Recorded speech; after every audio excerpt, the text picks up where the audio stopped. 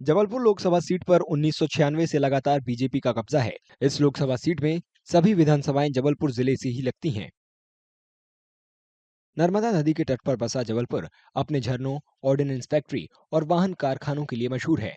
जबलपुर में पश्चिम मध्य रेलवे का हेडक्वार्टर भी है। इसके अलावा मध्य प्रदेश का हाईकोर्ट भी जबलपुर में ही है। बीजेपी के राकेश सिंह 2004 से 2019 तक लगातार जबलपुर से चुनाव जीते। पिछली साल हुए मध्य प्रदेश विधानसभा चुनावों में पार्टी ने उन्हें जबलपुर पश्चिम विधानसभा सीट से टिकट दिया था, तब उन्हें सांसद का पद छोड़ना पड़ा था। बीजेपी ने इस बार बहुत अनुभवी कार्यकर्ता आशीष दुबे को जबलपुर से टिकट दिया है। कांग्रेस ने अभी तक इस सीट के लिए अपने उम्मीदवार की घोषणा नहीं की है। हम जबलपुर को एक विकसित महानगर के रूप में देखना चाहते हैं और उसके लिए पूरे संकल्प के साथ, समर्पण के साथ, प्रतिबद्धता के साथ और हमारी जनता के आशीर्वाद के साथ हम आगे बढ़ेंगे और जबलपुर का विकास निश्चित रूप से करेंगे। चुनावों के ऐलान के साथ ही बीजेपी ने चुनाव प्रचार और तेज कर दिया है। पार्टी कार्यकर्ताओं का कहना है कि कांग्रेस तो उनके लिए कोई चुनौती ही नहीं है। तो जबलपुर में बहुत बड़ी सा फ्लाईओवर दे दिया आपको सबसे बड़ा एयरपोर्ट, 450 करोड़ से आपका रेलवे स्टेशन बन रहा है और रिंग रोड बन रही है। अनेकों काम तो जबलपुर शहर के अंदर सेंक्शन हो गए, जिसकी वजह से आज हम महानगर रेडिसन जैसे कंपनियां यहाँ पे आ रही हैं। आईटी सेक्टर में हम आगे बढ़ रहे हैं और अनेकों जो काम बच गए वो आशीष दुबे जी के नेतृत्व में भारतीय जनता पार्टी सब करने वाली है। जबलपुर की यदि आप बात करें तो जबलपुर में हमारे माननीय सांसद जो पूर्व सांसद थे राकेश सिंह जी ने, उन्होंने जिस प्रकार से विकास की गंगा पूरे जबलपुर लोकसभा क्षेत्र में बहाई है, निश्चित रूप से मुझे ऐसा लगता है कि इस बार कांग्रेस के, आप देख रहे होंगे, कांग्रेस का प्रत्याशी घोषित नहीं हुआ, कांग्रेस का अध्यक्ष घोषित नहीं हुआ। बिना दूल्हे की सरकार चल रही है, बिना दूल्हे की सत्ता चल रही है इनकी।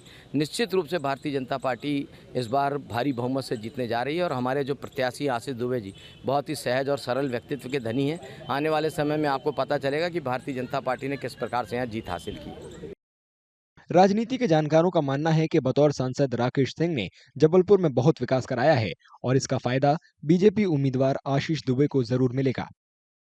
कांग्रेस के पास फिलहाल तो कोई कैंडिडेट दिख नहीं रहा है। कौन लड़ेगा ये अभी कहना बहुत मुश्किल है, लेकिन जो भी लड़ेगा उसको ढेर सारी चुनौतियों का सामना करना पड़ेगा, क्योंकि भाजपा के पास में, भाजपा की झोली में बहुत सारी चीज़ें हैं जो गिनाने के लिए भी हैं और भाजपा ने चूँकि काम की हैं तो उसका फ़ायदा स्वाभाविक तौर पे नए कैंडिडेट को भी मिलेगा। और जो नए कैंडिडेट आए हैं वो यंग भी हैं, पढ़े लिखे हैं और उनका भी खेती किसानी से लंबा नाता रहा है, तो उनके ऊपर कोई दाग भी नहीं है ऐसे जो मतलब चुनाव में मतदान को प्रभावित कर सकें।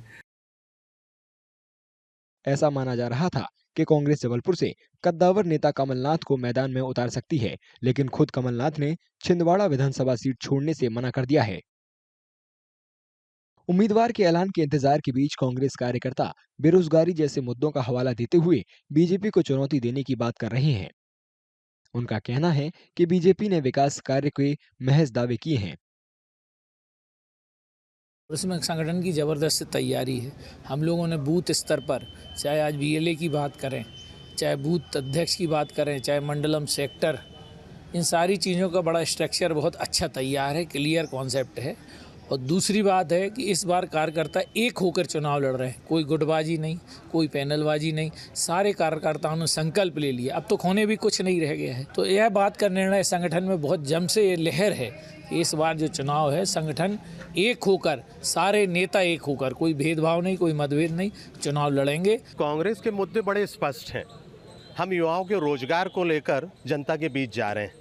हम यहाँ पे इन्वेस्टर मीट के नाम पर जो व्यापारियों के साथ, उद्योगपतियों के साथ जो धोखा और छलापा हुआ है कि कागजों में सब दिखा दिया गया कि बहुत उद्योग लगे हुए हैं, बहुत व्यापार जो है वो मेट्रो और टियर 1 सिटी की तर्ज पर फैल गया है और ज़मीनी धरातल शून्य है।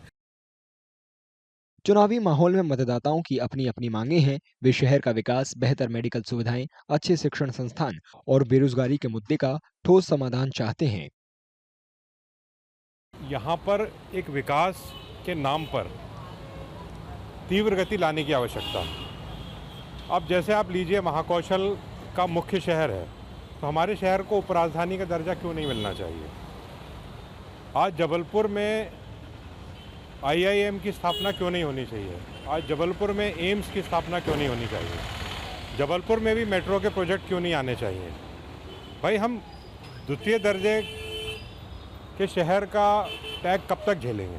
जबलपुर की बात करें तो रोजगार के साधन तो नहीं है, लेकिन जो आने वाले हमारे ऐसे सांसद महोदय हैं तो हम उनके अपनी ये बात ज़रूर रखेंगे कि जबलपुर में रोज़गार होना ज़रूरी है, फैक्ट्रियाँ आना ज़रूरी है। जैसे कि हमारे जबलपुर में लोकल के लिए कोई रोज़गार है ही नहीं, बस नॉर्मल व्यक्ति आता है, काम करता चले जाता है।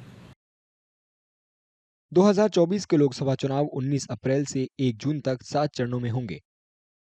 जबलपुर में पहले चरण में ही 19 अप्रैल को वोट डाले जाएंगे।